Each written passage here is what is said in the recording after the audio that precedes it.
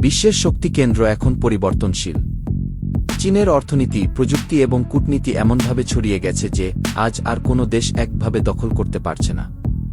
প্রতিটি বাণিজ্য চুক্তি, প্রতিটি লেনদেন, প্রতিটি অংশীদারিত্ব এখন এই নতুন ভারসাম্যের অংশ। চীনে বৈশ্বিক প্রভাব বিস্তার কৌশল। বেল্ট অ্যান্ড রোড ইনিশিয়েটিভ ৬০টির বেশি দেশকে বাণিজ্য ও বিনিয়োগের মাধ্যমে যুক্ত করা।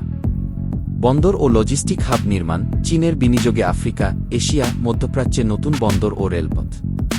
ডিজিটাল ইউয়ান আন্তর্জাতিকীকরণ, ডলারের উপর নির্ভরতা কমানো এবং আন্তর্জাতিক লেনদেনে প্রভাব বিস্তার। ঋণ ও বিনিয়োগ কৌশল, ছোট রাষ্ট্রগুলোর উপর আর্থিক প্রভাব প্রতিষ্ঠাকে। চীন কেবল অর্থনীতিতে নয়, প্রযুক্তিতেও প্রভাব বিস্তার করছে। 5G নেটওয়ার্ক ও এই প্রযুক্তি বিশ্বব্যাপী সম্প্রসারিত। স্যাটেলাইট ও তথ্য যোগাযোগ ব্যবস্থায় প্রভাব। আন্তর্জাতিক অংশীদারিত্ব এবং কৌশলগত নিয়ন্ত্রণকে।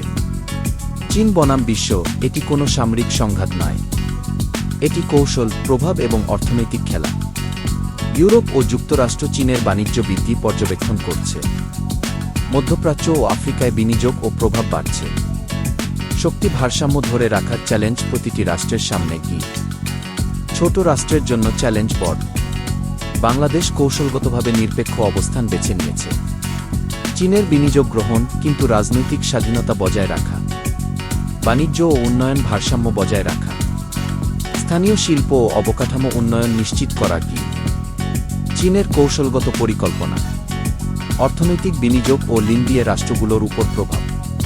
প্রযুক্তি ও ডিজিটাল নেটওয়ার্ক ব্যবহার করে নিয়ন্ত্রণ। বন্দর, রেলপথ, শিল্পাঞ্চল নির্মাণের মাধ্যমে কৌশলগত অংশীদারিত্ব। রাজনৈতিক ভারসাম্য এবং প্রভাব বিস্তারের মাধ্যমে স্থিতিশীলতা বজায় রাখা কি?